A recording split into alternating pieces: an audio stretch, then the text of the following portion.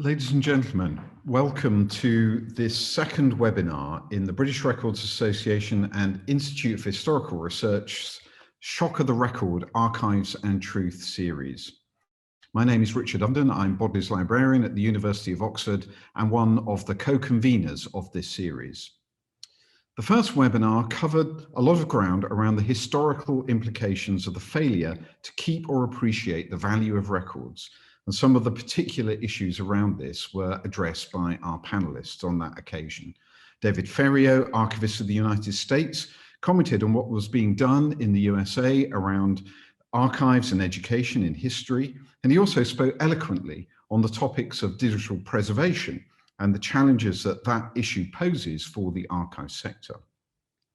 But he also spoke about the excellent work that was being done across the sector to face those particular challenges. The eminent historian, Professor Richard Evans, set the issue in a broad historical context, and Danny Finkelstein gave us a powerful personal account of the lengths individuals, in this case his ancestor Alfred Wiener, went to preserve records as evidence. This first webinar was a great success and can be found online if you log on to the Institute's website. Our speakers this evening will discuss who creates the record and why, and evidence under attack. These particular topics remain at the forefront of public life today. Archival issues are scarcely out of the newspapers and social media at the moment. Even Dominic Cummings revealed himself this week as a digital archivist in the latest revelations to appear on his blog, in the series that really should be renamed WhatsApp Gate. We found him to be habitually screenshotting messages from cabinet ministers and other senior government officials seconds before they disappeared from view. How do these records fit in the scheme of the legislative framework around public records? This is one of the underlying issues that I hope will be addressed as the political smoke that surrounds all of this begins to clear. From Hillary Clinton's emails to Trump's Twitter feed to the profiles of all of us created and traded daily by the tech giants, digital records as evidence, cultural, legal, political, and historical, are highly newsworthy. Also of great current concern are those of cultural and community identity. As global trends both dampen and at the same time highlight the importance of cultural and community identity, how are those communities able to engage with archives or to use them to support their own existence? At the same time, many institutions that have the responsibility for preservation and the staff that they employ are under severe financial pressure. From the National Library of Wales in January this year to the National Archives of Australia this month, funding pressures on the memory institutions are also rarely out of the news. So this series and this particular webinar could hardly be more timely. How can we best consider and respond to those trends? Our first speaker will draw on his extensive experience with independent and community-based archives and with archival activism to consider who creates records and why. He will argue the critical importance of recognizing the central role of non-state actors in the creation, management, and dissemination of sources of evidence, and how individuals and communities use their own records and archives as tools to hold public agencies to account. Reflecting on her experience at the heart of both national and international bodies in the archive sector, our second speaker will consider how computer technologies change the ways in which governments and public agencies capture, manage, and make available records and archives. What are the risks and biases inherent in digital records today? What are the benefits of computerization for enhancing and improving records and archives management? Our final speaker, an eloquent and powerful voice in the sector, will discuss the changing nature of evidence in the 21st century, suggesting one of the biggest risks to evidence is the mistaken assumption that traditional records and archives management practices can still work in a digital age. Today's archivists, she argues, cannot wait for digital data and records to become old before acting to ensure the evidence is protected and made available. So who are our speakers? Andrew Flynn is Reader in Archival Studies and Oral History in the Department of Information Studies, University College London, where he's taught since 2002. Between 2005 and 15, he was Director of the Archives and Records Management Programme at UCL. Prior to UCL, he studied at the University of Manchester and worked at the People's Museum there and at the British Museum. Andrew is trustee of National Life Stories at the British Library and also the vice chair of the UK Community Archives and Heritage Group, having been a member of the group's executive committee since 2005. He's also co-leader of the Archives Cluster in the joint University of Gothenburg UCL Centre for Critical Heritage Studies. His research interests include independent, community-based archival practices, archival activism, and social justice and participatory approaches to knowledge production. Anthea Seals is a senior staff member in the Secretariat responsible for the line management of all of the the International Council on Archives staff. She coordinates the work of the International Council's officers and bodies on the organization's major initiatives and manages its relations with external partners. Prior to joining the International Council on Archives, Dr. Seals worked as the interim director of digital selection and transfer at the National Archives UK, where she was responsible for overseeing digital records transfers coming from government departments to the National Archives. During her time there, she worked with colleagues to test out machine learning applications to help automate the appraisal, selection, and sensitivity review process. And she was also responsible for implementing TNA's first digital records transfer process. Dr. Seals has lectured extensively at a number of international conferences on topics ranging from artificial intelligence, digital preservation and records management for accountability and transparency. And finally, we will be joined by Laura Miller, an international records archives and management consultant. Her work ranges from establishing local community archival programs to developing electronic records management strategies. She received her master's degree in archival studies from the University of British Columbia and her PhD in archive studies from the University College London. She's the author of the popular textbook Archives, Principles and Practices in its revised edition of 2017, which received the Society of American Archivists Waldo G. Leland Award in 2011. Her latest book, written for a general public, is A Matter of Facts, The Value of Evidence in an Information Age, published in 2019, which argues for public support for the protection of records, archives, and data as sources of evidence. Our questions of the panel will be moderated by Professor Joe Fox, Dean of the School of Advanced Study and Pro-Vice Chancellor for Research and Engagement in the University of London, and former Director of the Institute for Historical Research and a distinguished historian in her own right. Please, ladies and gentlemen, use the Q&A function to ask questions of our distinguished panel. And I'm going to now invite Andrew to begin the webinar. Thank you.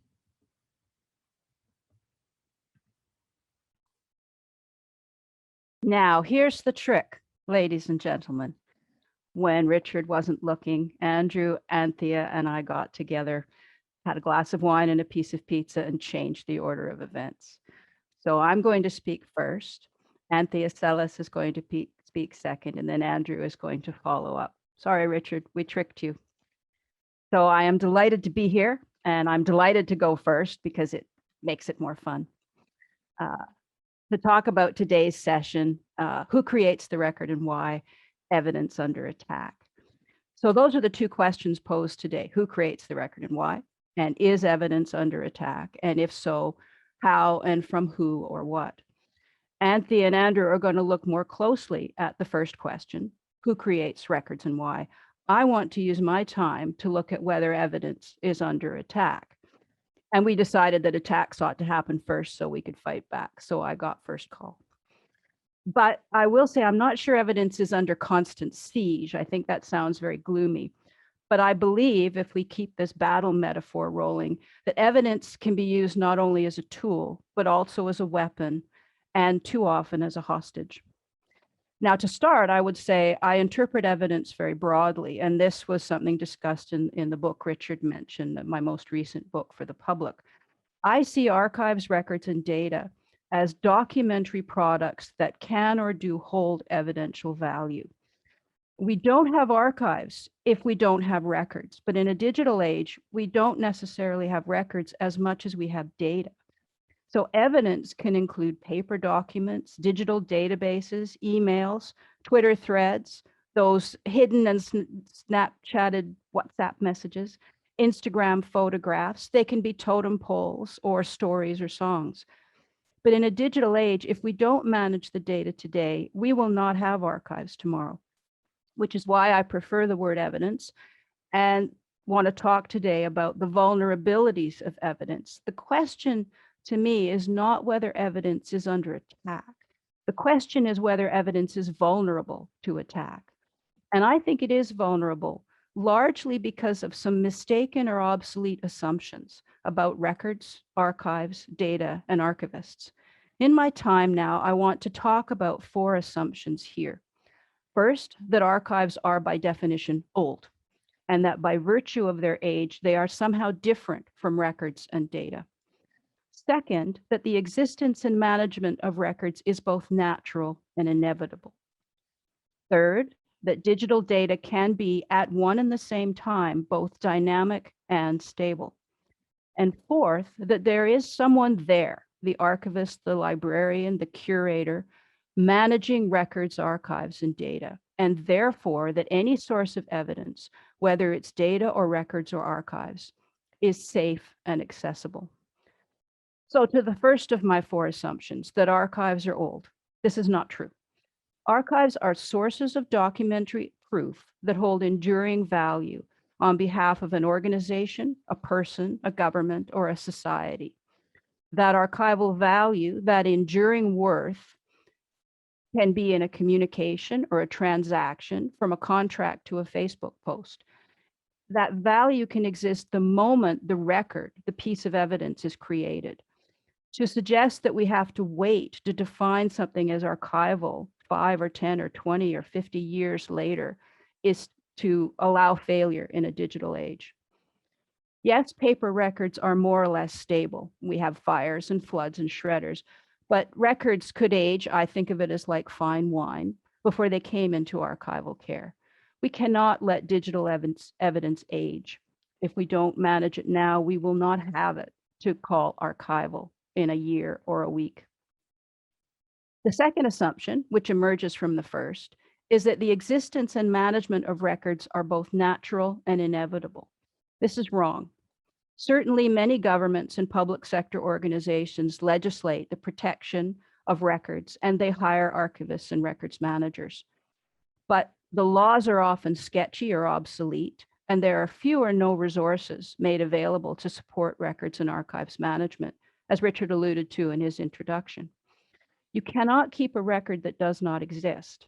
And I have been joining my information management colleagues in advocating for duty to document legislation, which requires public-facing agencies to create evidence of core decisions and actions as a matter of course. And you can't store digital archives if the source data are not managed well. And archivists rarely get a chance to participate in that process. We are at the end of the chain. And what about the evidence created by non-state actors, from multinational corporations to non-governmental agencies, local businesses, and the individuals? That's evidence too. You remember the Brexit referendum, and Facebook data was mismanaged, and I use that word because we're in polite company, during the Cambridge Analytica Facebook scandal. Who can stop Facebook from mismanaging our data? And what about the individuals and local communities who create and keep evidence? Andrew's going to talk about this in more depth, so I'll just raise one question now. Would there ever have been a global resurgence of the Black Lives Matter movement if a 17-year-old bystander, Darnella Frazier, had not recorded the murder of George Floyd in May 2020 and then made that video available to the world? I don't think so. Increasingly, our sources of evidence come from all across society, and their creation and management are not natural and they're not inevitable. Now, to the third assumption, people think of data as dynamic, as raw data in data sets that can be manipulated and used and reused however and whenever. But they also think of data as static, that a data set will and always will be an authentic and reliable source of proof. Think about all the statistics on COVID that we've watched over the last 18 months. How do we know that the data presented in the news today are accurate, or that the same data is going to be accurate next week or next year? Those statistics are and should be based on authentic evidence, on medical records, equipment logs, death certificates. Then the data must be used consistently if they're to be trustworthy, and they must be used with respect for individual privacy and security. As Anthea Sellis will discuss in more depth, bringing together inconsistent data sets without clear management is, I think, like filling a glass with ice, orange juice, and vodka, and then adding mustard. The drink is ruined and you can't get the mustard out. The last assumption, that archivists are just there, making sure everything works, is, I confess, so frustrating for us in the archival profession. We try, honestly, we try, but even traditional paper-based work is a Sisyphean task. Now the world assumes that we can capture and preserve digital records and data easily, but we don't have the resources and we rarely have the mandate to get involved with records and archives care at the beginning. This is Sisyphus indeed. But instead of rolling a rock up a hill in the underworld, we're rolling a boulder up Mount Everest in a blinding snowstorm, barefoot. So is evidence under attack? I believe it is vulnerable to attack. Every day brings stories about cyber attacks, the deliberate destruction of records, hacking of personal or private data, information or security breaches. Dominic Cummings being the most recent story, as Richard mentioned. But remember in 2017, when the National Health Service computer systems were hacked by the WannaCry cyber attack. A cyber attack recently hit the Irish Health Service, and the attack on the American Colonial Pipeline halted fuel supplies across the eastern United States for days. According to the Computer Technology Industry Association, 30,000 websites are hacked daily around the world. 64% of companies have experienced at least one form of cyber attack. Part of the problem to me is that people see this as an attack on computer technologies, but it's an attack on evidence. It's an attack on the data we create and carry that holds evidential value. So these vulnerabilities, I argue, are a result of assumptions that archives are old, that records are well managed, that data can be dynamic and stable, and that someone else is watching the store. You know, the Colonial Pipeline attack was possible because a pipeline employee kept critical computer login credentials in an old computer without multi-factor authentication or other security protocols. The attack might not have happened if the company had put more focus on managing evidence instead of having all sorts of new technology without staying on top of its care. Archivists are trying our best, honestly, but we cannot do it alone. We never could, and we can't now. So I'm ending with some suggestions for actions we can take as individuals, as communities, as members of our governments and organizations. I've got 3 or 4 small suggestions, small. First, we need to urge our governments to develop stronger record-keeping laws and regulations to improve the protection of and access to evidence. This includes security and privacy protocols, ethical approaches to the use of computers, including artificial intelligence, and duty to document, requiring people to create and manage evidence in the first place. And I will say, I think artificial intelligence and machine learning technologies are wonderful, and we should use it more in society and in archives. But we should not use it without thinking hard about the practical, technological, and ethical consequences of our actions. A second is to call for stronger public oversight of multinational corporations like Facebook or Google. They are managing our personal data, our evidence. They have more content in their systems than any government has, and they are not controlled in that process. We also need to press our local schools and education authorities to require and enhance humanities and civics courses for our students, particularly in the elementary school age. I believe that if 5-year-olds understand the value of evidence and the importance of history, we would not have to fight with the corporate board executives about why archives matter. And we also have to practice digital hygiene, all of us, as individuals and in companies. cleaning up our physical and digital files, sorting through and getting rid of the junk, and 90% of it is junk, so that the valuable content is preserved. We need to have strong passwords and protocols and multi-factor authentication. It's frustrating, but it's necessary. Don't leave it for the archivist to clean up. There won't even be anything left. We won't be able to get to it. And finally, and provocatively, let me say, please don't suggest that archivists can or should keep everything or digitize everything. That's unachievable, and I think it's irresponsible. We have an obligation as citizens and as governments to make hard decisions, and they need to be based on a sense of public obligation and community care that we are creating and managing evidence and making sure it's available to account for our actions. In closing, let me say this. We all create evidence. At one time, it might have been on paper or papyrus. Now it's digital. And we all need to act to protect evidence. It is not someone else's job. The evidence will not wait. For our own sake and for society's sake, we all need to take evidence management seriously. And that's why I'm so pleased to be part of this panel with Andrew Flynn and Anthea Sellis, Richard Ovenden and Joe Fox, to talk about these important issues to this valuable audience. Thank you.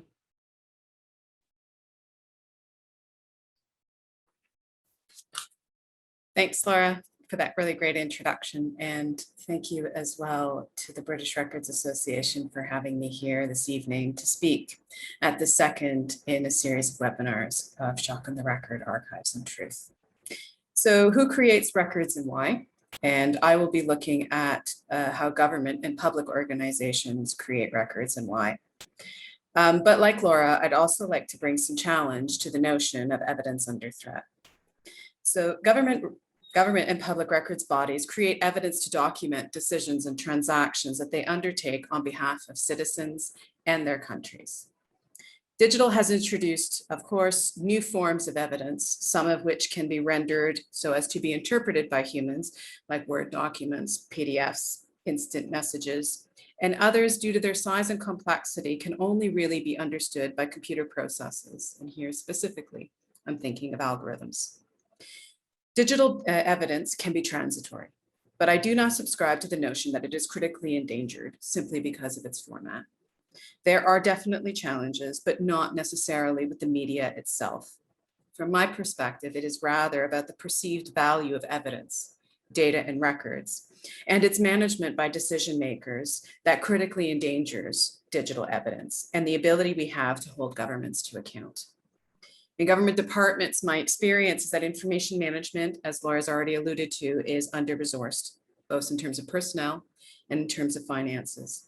Those that carry out information management functions, especially at lower levels, often already have existing positions, and the information management function is one that is tacked on to what they already have.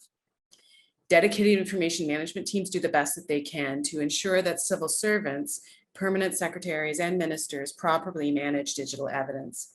But more often, information management is seen as onerous and a nuisance, with little upper management support to ensure its compliance. It's a bit of a paradox, and Laura alluded to this as well.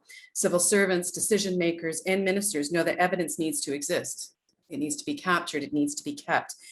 But there is an inherent expectation that this is happening behind the scenes and going on, but they don't want to put the time and the effort and resources to ensure the integrity of this process.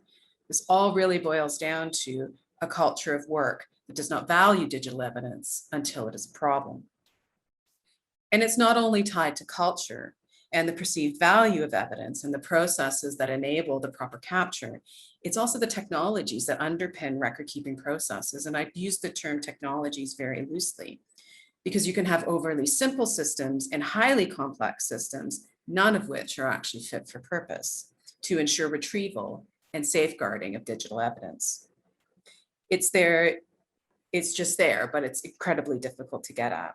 With simple systems like file drives or shared drives, especially when there are no controls in place in terms of classification schemes, then people will create nomenclatures and structures that are meaningful to them, but not necessarily to others. Thus, we see the emergence of the dreaded miscellaneous file, which I have seen recently on Twitter, or something like Anthea's documents. However, having overly rigid systems deters users from effectively utilizing them, meaning that they will try and find less difficult means of filing their information. It's really a middle ground, a balance that has been about less friction and easier to use, but still a level of control. It sounds simple, but it is a tall order and extremely difficult to achieve. Too often, the deployment of information management systems in government is seen as an IT project rather than an information management initiative, deployed oftentimes with little consideration for the underlying business and legal needs, and more simply focused on ease of use and the newest possible technologies that can be utilized to carry out the task. There definitely needs to be ease of use in technologies deployed in government, whether that is for information management or for ministers and civil servants to carry out their work. So whilst I take the issues that are raised around instant messages and WhatsApp, it's that if we put too rigid systems in place, it can easily act as necrotic and actually freeze government operations. There has to be a middle ground. I also cite that some of you might say that the recent Guardian article, UK government admits ministers can use self-deleting messages. But it's not, like I said, all about frictionless technologies. It's about also the underpinning policy structures and procedures that enable accountability and transparency in public bodies. So we can't simply put it down to the technologies that are used by ministers. We also need to look at the policy structures in place that ensure that information is properly captured and preserved. Digital information holdings are siloed, which makes having a cohesive policy and technological approach to digital information extremely challenging.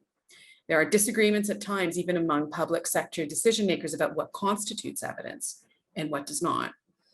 Their conceptualization of evidence is very much, in some instances, still tied to a paper paradigm where reports, presentations, memoranda, and emails, such as what I would call human interpretable records, constitute the authoritative departmental and ministerial holdings, whereas data and algorithms might not even be classed as evidence to be captured and preserved, even though they underpin decisions that affect people's lives and livelihoods. All these issues are what I came across while I worked in the civil service, and it affects how we ensure that government departments and public bodies are documenting decisions made on behalf of the people. The real question for me is, what is good enough for the digital public record? As Laura said, there is a perception that we need to capture it all. We can, but when we are overwhelmed already with the volume of data that we have and find understanding it extremely difficult, how does capturing it all really help us understand our history? I would point to Michael Bakshar's book, Curation, The Power of Digital, A Power of Selection in a World of Excess, where he talks about the challenges of human beings trying to siphon through large volumes of digital information. Whilst I can acquire all sorts of digital data, there's a real question about how do I process over such large amounts of information, data, emails, meeting invitations, lunch invitations, Word documents, pictures. It's too much for me as a human being to look through. And I really don't have the capabilities to do that. So I need technology to do that. Well, we can use technology, but then it's also looking at the underlying infrastructures that allow us to process over such large volumes of data. So I would point out that in that data set, there's large amounts of duplication. When we start talking about capturing it all and having to process large amounts of data, there are two main issues that I would point to. One is noise. This is probably the most significant issue with the keep it all approach. Your findings will be skewed because of all the non-meaningful information that sits in that data set. So whilst we can capture it all, it's how do you adequately siphon through it and to arrive at meaningful research decisions, research insights. You may even, because of the amount of data and your incapable of siphoning through it, arrive at false conclusions, which can skew our understanding of history and what was going on. Processing costs. This is not an anodyne issue, especially when we look at the orders of magnitudes and scales of numbers of researchers that would want to process over this large amount of data that would be captured by an archives, all of it and kept. This is not cheap. You can do it one as an individual, yes, you can capitalize on the efficiencies that have been brought about by the Amazon cloud. But when you start talking about tens of thousands of researchers all over the world processing this information, that costs archives money. And the question is, who pays? If archives are already undervalued and already governments will not properly resource them, do you think that they will resource them to allow researchers and citizens to parse over large data sets? I don't think so, unless you can pay for it. And then we get into a divide about who has access to information and who has rights to process over information. Speaking of machine learning, I know I'm running out of time, but speaking of machine learning, this has probably changed the ways that governments make decisions and define policy. And it impacts the services that we can access and how.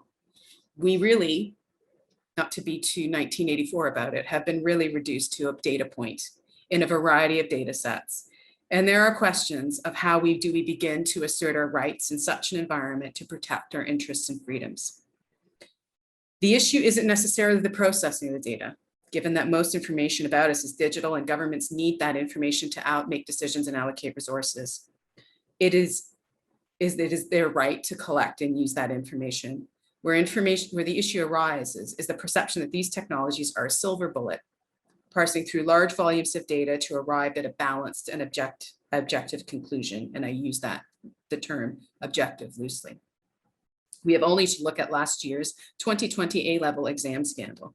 Students in the United Kingdom were unable to sit their exams at the end of last year because of the global pandemic. And as such, the government deployed a piece of machine learning software to assist in assigning students their final year grades. The issue of the algorithm was that it was hugely flawed and placed constraints on how many pupils could achieve certain grades and based its outputs on school performance on school's prior performance, downgrading about 40% of the predicted results. The failure here is that with machine learning processes, they are seen as a silver bullet, and there's no ethical framework, that there's no documentation of the training process, auditing process, all of which are needed to confirm the validity of the results. Nor do the approaches used by government take into account bias. These machines can compute over complex information sets, but cannot reason through the data like a human being. There is a fallacy in artificial intelligence because it presumes these machines can replicate human brain processes, and it cannot. There are things that these machines do well, such as natural language processing or looking for regular expressions because they are formatted and expressed in a consistent way. And when you're going through large amounts of data, that is really useful from experience. What these machines do not do well is reason. They cannot tell if a document contains information provided in confidence, information related to national security. Neither can they identify hidden issues within the data. For example, measuring scholastic achievement. It cannot account for personal difficulties that a child might be facing, school resources, how that affects achievement and performance. From an archival and historical point of view as well, it is how do we document these policy decisions made using artificial intelligence? And how do we advise government on their creation and maintenance as we have done for physical and digital records? These are real issues. And more importantly, as in terms of what do we acquire as the public record and why? These are the public records of the future that are being created now. The volumes we are looking at when we are acquiring AI are vast and require data centers to capture and preserve, such as a real question about the current archival model. Does it make fiscal sense to replicate major data centers for every archives in the country or around the world? Or are there possibilities for collaboration and building consortia? The questions are many, and the answers are few at this point. We also need to consider the challenge that these technologies bring for archival practice, and I won't be able to go into too much more detail about this, but they do. We will need to use these technologies to process over our archival holdings because there's too much information to look at. Automation is not an option, as I've always said.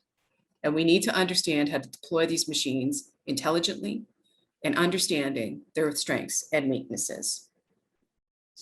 So in conclusion, I think we need to accept that evidence is under threat, but not for technical reasons. It is really more linked to the perceived value of information management and archives function and the under-resourcing of this function in the public sector.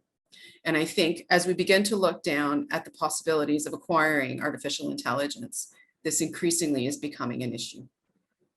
I think for me, in terms of solutions, we need to be more savvy as citizens. We have to have a level of acceptance to allow our governments to use technologies, but ensure that the policies are in place to capture those technologies, capture the information on those technologies, to ensure that the public record is complete and ensure that we can hold our governments to account. It's about building partnerships amongst the people on this call with data scientists and non-traditional partners.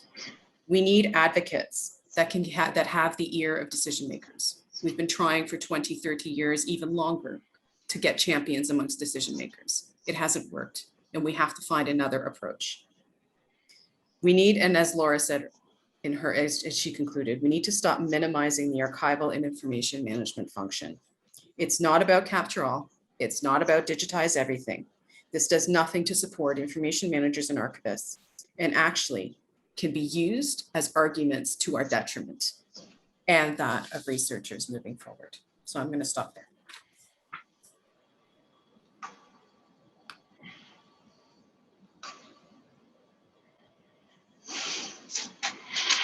Hi, thank you, Laura and Anthea. So good evening. I would just like to begin by saying thank you to the organisers for the invitation to participate in this very interesting and distinguished panel, and as part of this important and provoking seminar series.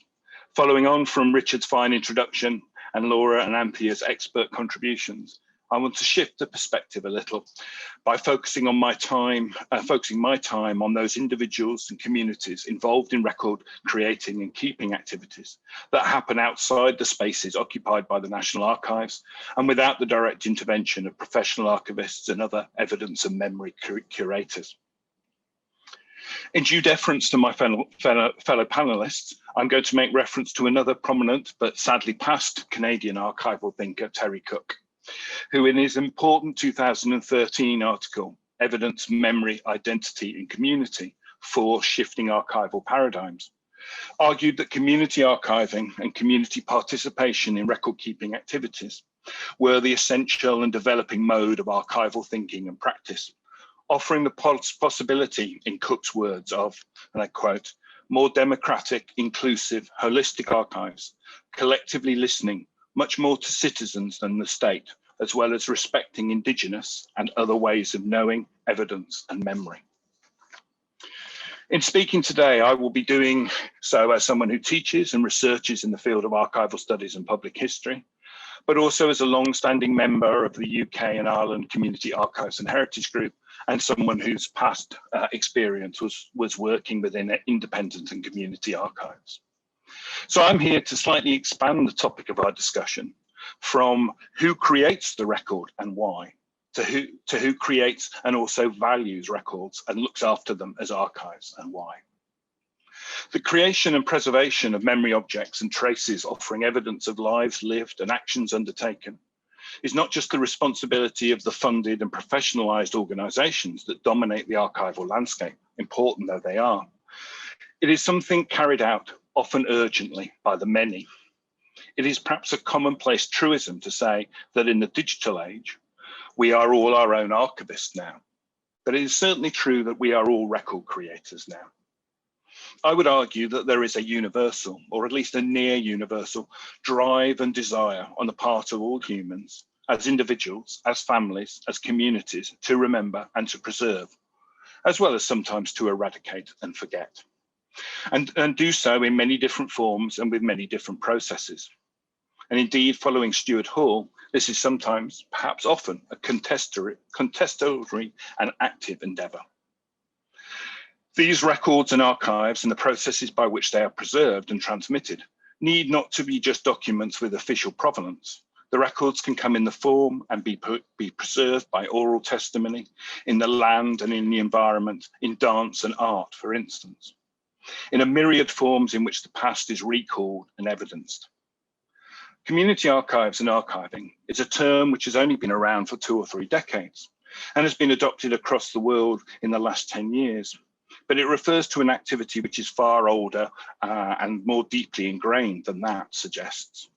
It describes a process where a group of individuals, largely without professional support or resources, collect and make available historical materials of all sorts, which tell the histories of a particular group or community, however defined.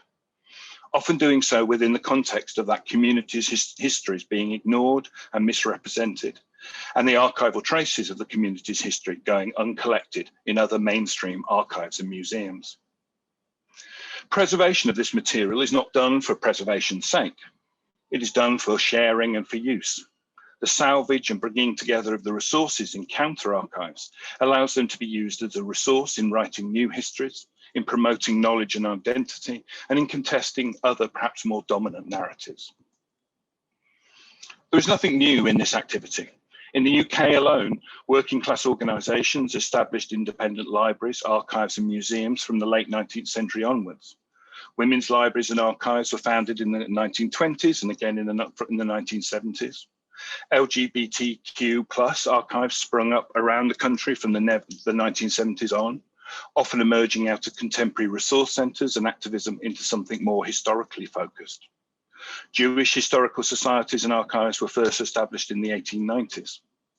Black and African heritage archives, such as the Black Cultural Archives, were founded in the 1980s and 90s, but as Hannah Ishmael's recent PhD research shows us, drew on educational activism in the 1960s and 70s, as well as much longer Pan-African traditions of archiving and history making. All these archives contain a variety of traditional and non-traditional materials amongst their collections. What can we say about the motivation for these activities? The valuing that individuals and communities place on these archives and the evidence that they bear. One way is to begin from the absence of records. We know well the damaging impact of not having those memories or access to those evidential sources, whether it be refugees and migrants separated from their memories and their identity documents, or drawing on the recent important research at UCL, the Mirror project led by Professor Elizabeth Shepherd, collaborating closely with care leavers and their advocates, on the impact on young people and adults with experience of out-of-home care of being denied or restricted from accessing the records of their own childhood and the impact on their subsequent adult identity. We know also the damage and the lack of a sense of belonging and self-confidence to individuals and communities whose history and lived experiences are misrepresented or missing from historical narratives.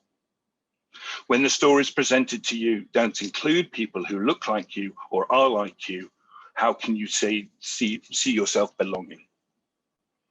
Individuals and communities act against this loss and absence all the time, by seeking to value and cherish, to salvage and collect, and make accessible the records and trace archives of their lives and their lived experience. Community-based archives are just one powerful manifestation of this response. The leading American archival writer, Michelle Caswell, who has written extensively on community archives in the United States, has referred to community archivists as being engaged in preserving the evidence of representational belonging and lived experience, not as documented by the state, but by the people themselves. And in so doing, acting in a way to challenge the symbolic annihilation of their memory and their presence by the state and mainstream heritage and narratives. In this way, community heritage and archives often represent evidence from different perspectives, leading to different histories and different truths, and can act as a place for challenge and contestation. There are obvious dangers here in inclusive and exclusive narratives and identities that they support. But whilst we should not ignore the possibility of exclusion and myths in community-led projects, nor should we pretend that our national histories and our national narratives are not equally contestable and partial. And that is through this process of challenge, contestation, and recognition of different perspectives and pasts that more democratic and inclusive narratives will emerge. And of course, we could kind of sort of take from that into some of the current controversies and what's called the culture wars at the moment about these kinds of questions. Traditional archival notions of evidence, including standards of evidence that might meet high legal thresholds, are also important in some types of independent, community-based, mainly digital archives, which seek to document state or state-sponsored violence, such as the People's Archive of Police Violence in Cleveland and the Syrian Archive, and pick up from the point that Laura was making about the documentation of first Ferguson and then latterly the murder of George Floyd. I'm currently studying this digital activist archives with colleagues from UCL, Julianne Nyam and Kirsty Fife. And we found that in seeking to document the state and its violence, or multiple state actors in the case of a civil war, these independent activist-led digital archives are committed to both ethically documenting and preserving the lived experience of those who have been the victims of state violence, but also doing so in ways in which the authenticity and reliability of the records might be preserved and demonstrated through time, so that those same records might in the future be used not only to testify to the experience of the victims, but also to seek justice for them. In thinking about archives and a community's struggle for justice, I want to end my contribution with thinking about how records can support these struggles for justice, but that justice can take many forms and that it can also be thwarted, however apparently overwhelming the evidence, including archival evidence, is. The campaign for justice for the victims of the Hillsborough Stadium disaster of 1989 is a very important one, I think, for archivists, historians and activists to consider. And not just because it is still so firmly in our consciousness at this time, owing to the recent court decision not to prosecute the police and others. What the Hillsborough Independent Panel, involving one of our organisers here, Sarah Tyack, did so importantly by marshalling and examining all the records and the testimonies, is that they nailed the oft-repeated media and police lie that Liverpool supporters were in any way responsible for the disaster and the deaths of their fellow supporters. The supporters, their families, the community of Liverpool received an official apology in the Parliament from the Prime Minister. This was an important victory and a triumph for archival practices of preservation and close reading and research. But it was only ever confirming what the community had always known and asserted, what the Taylor Report had found in 1989 and 1990, what Jimmy McGovern's drama and countless documentaries had attested to and placed in the public arena. After the panel, the lie would never have the same power, though it would continue to be raised by those defending the police, including recently. And that was a justice of a sort, in that the truth was being confirmed. An inquest changed the cause of death from accidental death to an unlawful killing, but no amount of evidence or community memory has yet been able to find a way through the courts to convict those responsible and complete the search for justice. Sometimes all the evidence and the records cannot meet the standards or overcome the hurdles erected to achieving justice, and the family and the community's struggles continue. It is perhaps not surprising that Ken Sampson's excellent oral history of the Hillsborough family struggle refers to the section on the work of the panel as the truth, or as truth, but the subsequent travails as only justice with a question mark, justice still to be achieved. In briefly concluding then with a couple of points about evidence and where it sits here. It's not just governments and corporate bodies that create and look after records. Individuals and communities also create and value records and archives. They do so because access to records and to the histories they tell also play a crucial role in the lives of those individuals and communities. And archivists and researchers need to look beyond established responsibilities for repositories for the evidence of lived experience. Records preserved and valued by communities and the evidence these records bear come in many different forms, including oral histories, landscapes, songs, social media. I could go on. These records can document lives and community histories just as reliably as more conventional textual records. And finally, there are different standards of evidence and legal justice. Records can support archival justice and can confirm community experience, but that does not mean that the struggle for legal justice is also guaranteed to succeed. Thank you. Well, thank you so much to each of our panelists this evening. I think there is so much in there for our audience to engage with, and I'd encourage them to post their questions in the Q&A. And I think you've all illuminated so eloquently and powerfully the complex ecosystem of our digital and more traditional archives. But while we're waiting for questions to come in, I'd like to kick off with this question of authenticity. You've all spoken or referenced authenticity. Laura, you referenced it very directly in what you were saying, and the importance of authenticity and the representative nature of the record to ensure accountability. And Andrew, you've spoken about the authenticity of inclusive and diverse records for social justice. But I wanted to ask you all, what constitutes an authentic record? How is authenticity protected? And I'm mindful of a seminar that we held at the IHR a couple of years ago, when it was suggested that of the potential of hackers to hack into the digital archive and change our historical record. And this is something that I hadn't thought of before. And I wondered too what the role of the authentic record might be, if there is one, in the current age of disinformation. Laura, can I start with you? Sure. Thank you. Authenticity is a very challenging concept. I think when I first started in the archival world, we talked about archives as innocent byproducts, and that is so far from the truth. So the question to me, the issue to me, is that authenticity is that from the moment some piece of evidence is created throughout its life to the time when it might be used to prove or disprove something, it is not changed. That doesn't mean it's true, and that doesn't mean it's right, but it means that it is an authentic product of a communication, an action, a transaction, and that we can say out of Dominic Cummings' mouth or WhatsApp or whatever came these words, and we can hold him to account for that.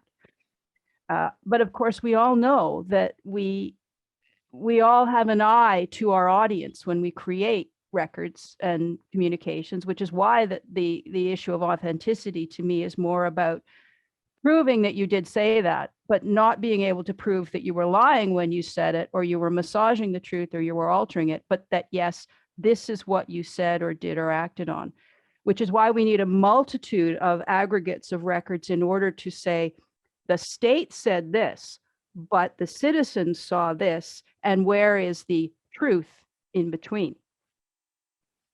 I mean, that connects beautifully, doesn't it, to the two positions of both Anthea and Andrew. Anthea, this is really at the heart of what you were talking about, isn't it? About the authentic record and accountability, being able to demonstrate, what has been said by whom. Yeah, and it's at the heart of what we do as archivists. And I think I'm going to talk about authenticity in terms of, from a purely technical perspective, because when we're talking about digital, it's kind of a little bit where it rests, partly where it comes from. And there's the whole process of ensuring the integrity of the information from the point it leaves the department, which is what I was responsible for at TNA, to the point it comes to the National Archives. And there was always that concern when I was at National Archives that, oh, well, we're going to put these records onto our catalog. How do we know somebody's not going to alter it and then represent it on another website? And I think from our perspective, it was, well, they can do it. It's entirely possible that they can do it. But what underpins digital preservation is the checksum. It's the bit for bit rendering of a document, and it allows us to track over time whether something has been changed and whether something is still what it was when we first acquired it. And if we have to change the format of it for preservation reasons, we'll generate another sort of, for those of you that don't know what a checksum is, it's an alphanumeric number that is unique to a digital record. And there are systems or free pieces of software that you can use to generate them. And that it's essentially, it's like a permanent number that's attached to that record. And that's how we would say, well, they can alter it if they want. They could take sections out to say that Anthea said X, Y, and Z, which is completely untrue. But when you come back to the archive, that is the record, there's the checksum, and that's how you prove that that was the record that came from the government department. You have that trace all the way through the process. So I'm talking about it more from I would say a more technical angle. Thanks. Andrew, do you want to come in from the community and the work that you've been doing on this question? Yeah, so I suppose in part that I would absolutely follow what's been said, in that this the kind of sort of quite a slippery but an important term has particular meanings. I think for archivists, some of those meanings are kind of sort of embedded in standards and things, and essentially it's again, not a reliability test or a truth test, but something that's saying that whatever you're looking at is what it purports to be, that it hasn't been altered and changed. How you prove some of that, I think, is different, and the degree to that, the levels in which that authenticity needs to be established, I think, is very contextual. Some materials that are produced in different ways, that are productions of oral testimony, or that are documentation in which the provenance is unknown. The levels of the community context, the kind of the other factors that can be borne onto that, can provide some of that levels of authenticity. And the point I think I was making about some of these some of the community archives that are conflict archives is that they're seeking to straddle both of these. They're seeking to represent community experience, but they're also looking towards perhaps at some point in the future those records being able to be used in courts of law, and perhaps requiring a higher level of being able to demonstrate that reliability and that authenticity for them to be accepted into evidence in those kinds of settings. So the context is really important, I think. Yeah. I think that's really interesting, Andrew, and it connects to one of the questions that we've come from the audience, and that's the purpose of archives. What we're collecting, for what purpose, and how that then has an afterlife. And the question from one of our participants relates to business and institutional records management. And where the perspective there is, the focus is on efficient and effective use of information to serve ongoing processes and priorities. And there's a question as to what's a good strategy for addressing some of the issues that you have raised today in those contexts. I think, yeah. You want me to jump in? I think, for me, when we start talking about efficiency and effectiveness of the use of information, it's something I alluded to, which is around, one, it is about the technologies that we use, about how do we use the technologies that are at our disposal to enable efficient, effective use across an organization for information. But the technology cannot be simply the answer. As I said, there's the policy structures that sit behind it, and equally the work culture and the perception of value of the information. It's, it comes back to an early point you made about, sorry, there's works going on. There's an ecosystem that needs to exist. It's not simply the technology or the policy enforcing the policies and procedures or the work culture. They all hang off of each other, and they're all equally important. And if one does not exist, then you're not going to get that efficiency and effectiveness in information management. Laura, Andrew? I'll jump in. I'll always jump into a conversation about this. I have spent a lot of my career trying to get the attention of the boardroom, and it's been very frustrating. I have bruises on my forehead from the effort. I think, and I argued when I gave the wonderful experience, not the wonderful talk, but the wonderful experience of the Jenkinson lecture recently for University College London, I said, I think we need to look at a data evidence ecosystem, and that we have got to get a change in the perception of what data is. There's a whole separate conversation about the different cultural types of evidence. But right now, the vast majority of what we create is digital, and we've got to get a hold of that. So we need to get the people who manage that to understand that within the data stream is evidence, and it needs to be managed. And I think we need to stop talking about archives without saying archives are not old. We need to get over these assumptions. We need to say archives are evidence. Evidence lives in your data sources. We need to manage those. And I think as a society, one of the ways we can do that is to get more attention from the advocates in other areas. I'm thinking of Transparency International, Human Rights Watch. There's an organization, the Real Facebook Oversight Board, Carol Cadwallader's involved with. In the United States, there's the Citizens for Responsibility and Ethics in Washington. All of those organizations are trying to deal with evidence, but I'm not sure they realize the gap between the creation, the management, and the preservation and use of evidence. If we could get their attention and the attention of those in government who are responsible not for the records and archives, but for the data, the technology, and the information management systems, they could then say, aha, I see what you're saying, and I need to help change the channel here. So I think we're going to have to do an end run around what we used to do, going straight in and arguing archives. I think we need to say, no, we are part of a larger ecosystem. And if we can change the conversation, we can see that what we care about, the evidence of enduring value, will be protected through that chain.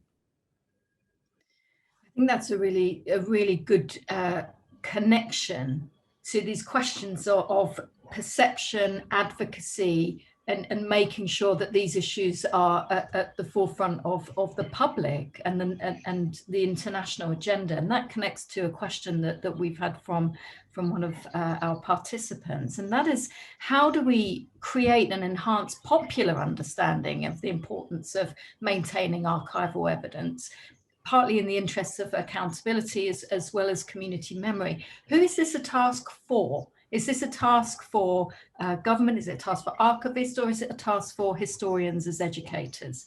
Andrew, can I come to you first? Yes, absolutely. And I'd sort of in answering that, I think maybe pick up on a kind of perspective on the on the last question. I mean, I think it's a combination of all those people. I think it's people who have some expertise and some interest in this area and are working together. I don't think it certainly can't be just archivists and information professionals, because their voice, I think, isn't loud enough. It needs to be in concert with others. And I think actually sometimes I think the historian's voice has been louder and more influential than this, and has been easier heard. So I think certainly we need to be thinking about finding allies in this campaign, and in particular, I think the allies that all concerned citizens around this area need to be thinking about is precisely some of the people Laura just mentioned,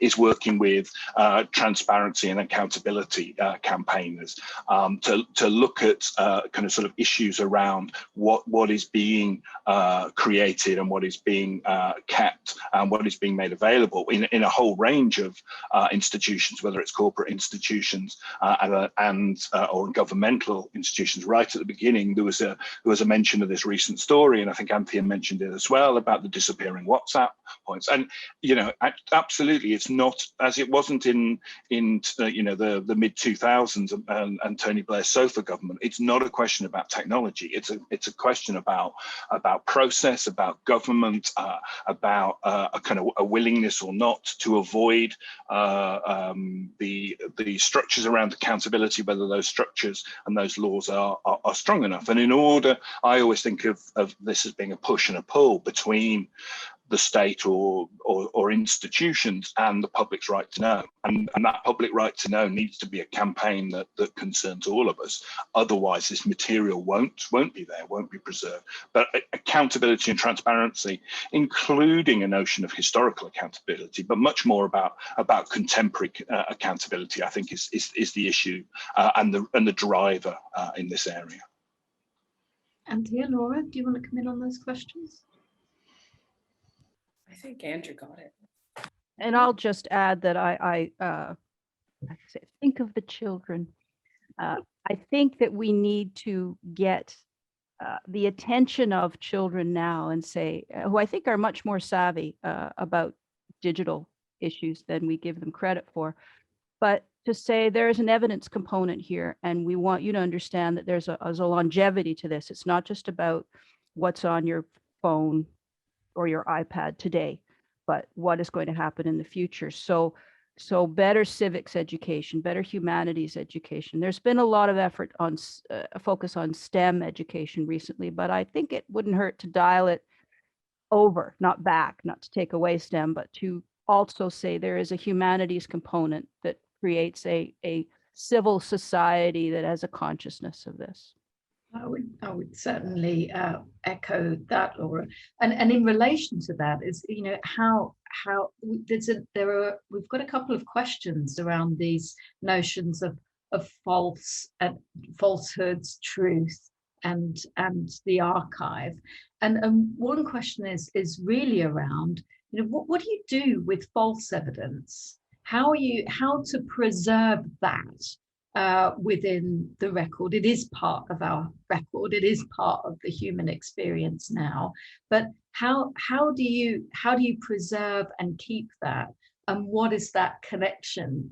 It's a really impossible question, I know, with truth and the archive. Anthea?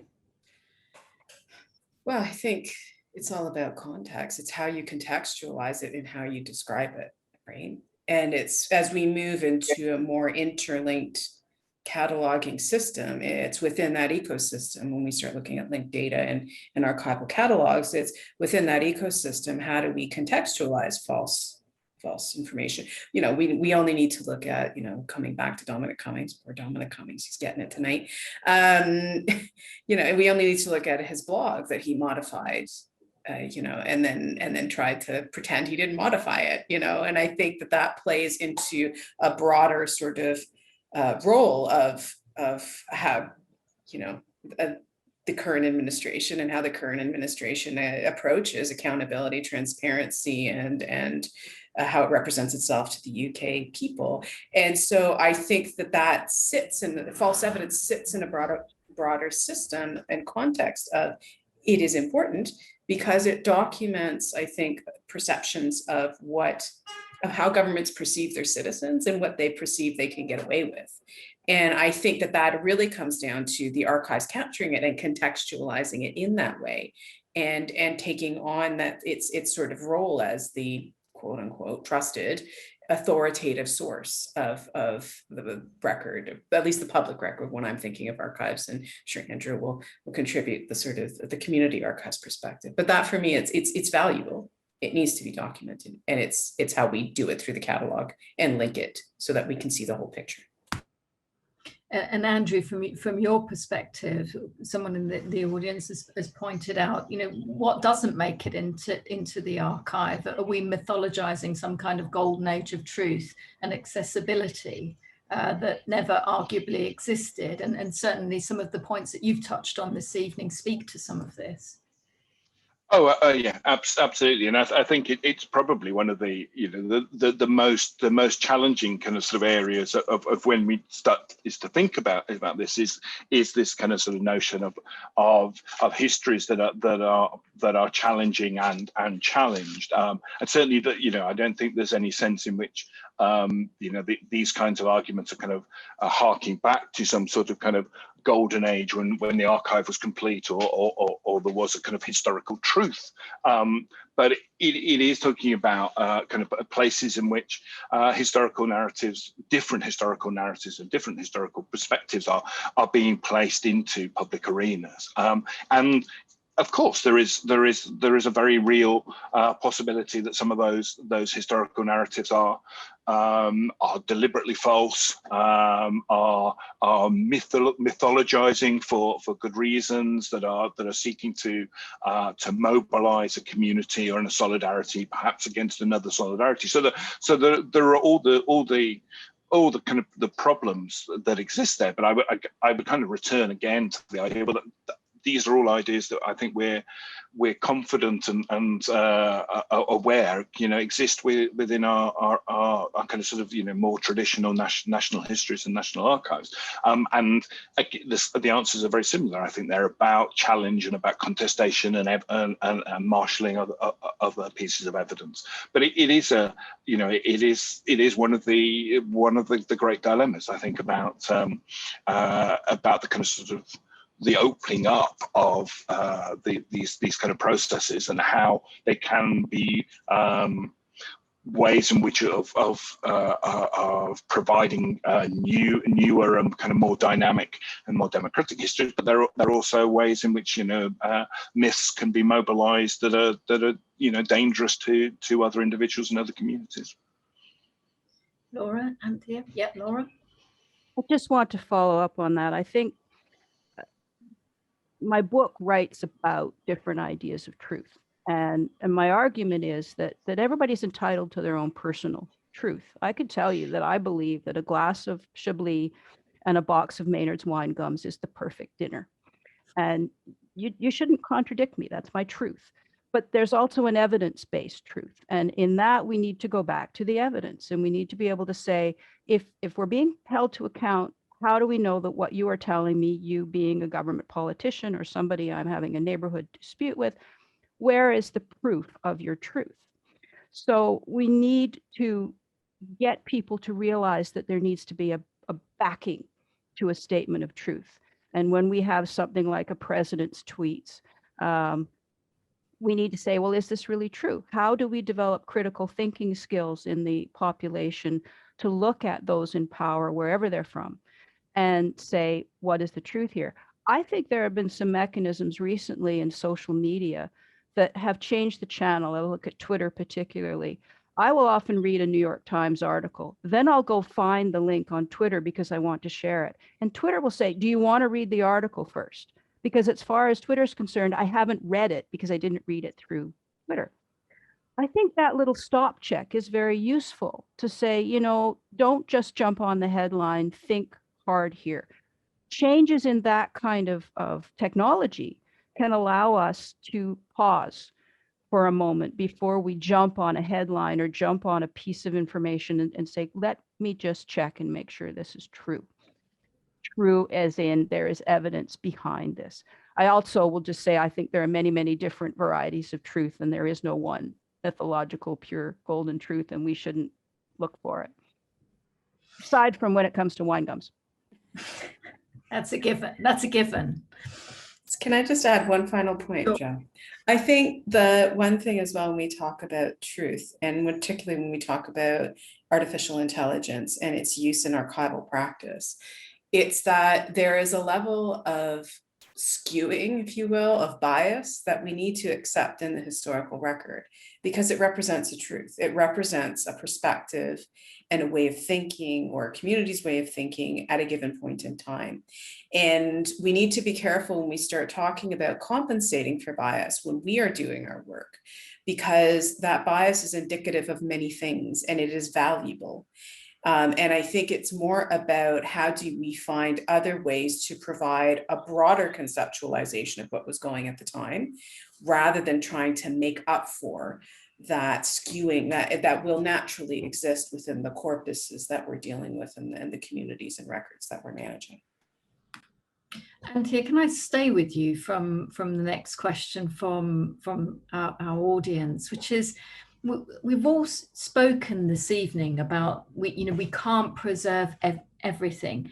So what is it that we will need to preserve?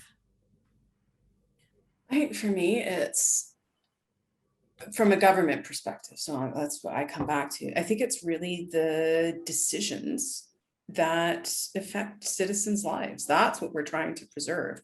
What that looks like, technology will evolve so that the nature of what that looks like will change, and how we capture and preserve it will change, and it will change how archives work and how archives function. And I've tried to sort of allude to a little bit of that in my talk.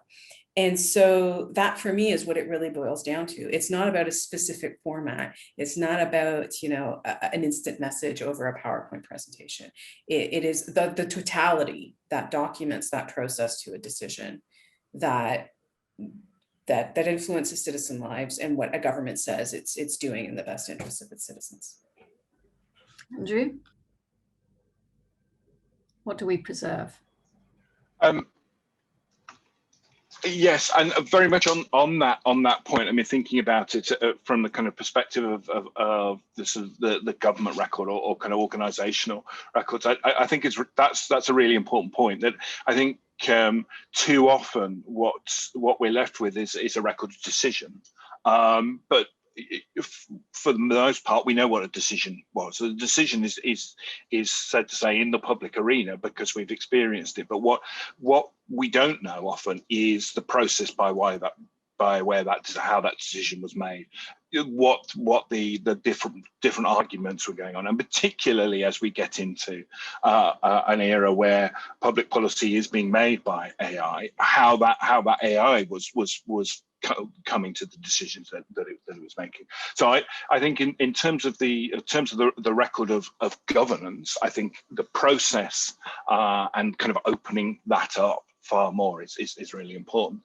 I do think we also need to think about from a kind of a broader perspective on who is captured and in what aspects are captured and how they're seen as being important. It was long said to me by a past chief executive of the National Archives that when I was talking to them, I'm not going to give their gender away, what I was talking to them about community archives, and they said, "Oh, don't talk to me about that. That's not any of my purview. Go and talk to the British Library about that. They're the place for the people."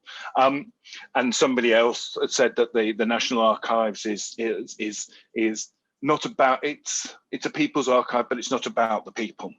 And so I think within an environment, a framework, if both in terms of accountability and transparency, but also for historical accountability and be able to write historical. I think we need to think about the kind of the environment, the ecology of the archive, and think about who is collected and who is reflected at a greater length. That might be throwing it back to the Canadians. It might be a revival of the total archive concept, and I'd be interested to hear reflections on whether that can ever make a re-emergence. But thinking of the archival ecology as a living and breathing thing, reflecting society and not just the National Archives and governance. Laura? You're going to throw total archives back in my lap, Andrew? Thank you so much. Much to say there. I'll get to total archives. I'll be brief, but I think that the evolution we are looking at is from government to governance to a citizen-state relationship. And so to me, what do we keep? The question is not what do we keep of existing communications, actions, or transactions. The question is, what actions or transactions or relationships are we having? We being states, citizens, businesses, multinationals. Are we comfortable even having those? Are we comfortable with how they happen? And then what do we keep of them that provides evidence of that relationship of activities so that we have all sides of the story? And so we need to look at the relationships and the interactions that result in evidence. And then say, now, who is responsible for managing which part of this action or transaction or decision, and where is it kept? And how is it accessible? So then you might end up with a state agency, a community agency, a non-state corporate agency, all of whom are managing pieces of the puzzle. Is that total archives? The traditional approach of total archives was that the government managed it all on behalf of the citizen. I was very much against this when I did my master's and PhD research, and I'm very much against it now because I don't think it's achievable. I don't think government can afford it. And government would say, why are we keeping the records of community groups? Why are we spending taxpayer money on that? Now, we could try to convince them, but we've been trying to convince them for 40, 50, 100 years, and they're not interested. But more to that is this question of trust. If we say to the government, we expect you to keep all of the evidence of all sides of the equation on behalf of the citizenry, that will work if you trust your government. But we have elections and we don't always trust our government. So is it not better to try to foster a society where the communities are supported to do their part of the whole, so that there is this interaction that may be documented in different places, but everybody has the right to lead and make decisions around what they think needs to be kept for their benefit, instead of saying the government can take it all. And I'll just end that comment by saying that conversations I've had with many colleagues, and I think particularly of my South African colleagues, I've said we could get away with total archives in Canada because we have this implicit trust and love of our government. It messes up all the time, but we still love it. We still believe in it. We still trust it. And there are many, many countries in the world where that is completely impossible. And we don't want it to be impossible, but I also would not want the community archive resting in the hands of a national institution that had not demonstrated its competence or interest in managing all sides of that relationship. Andrew, do you want to come back in on that?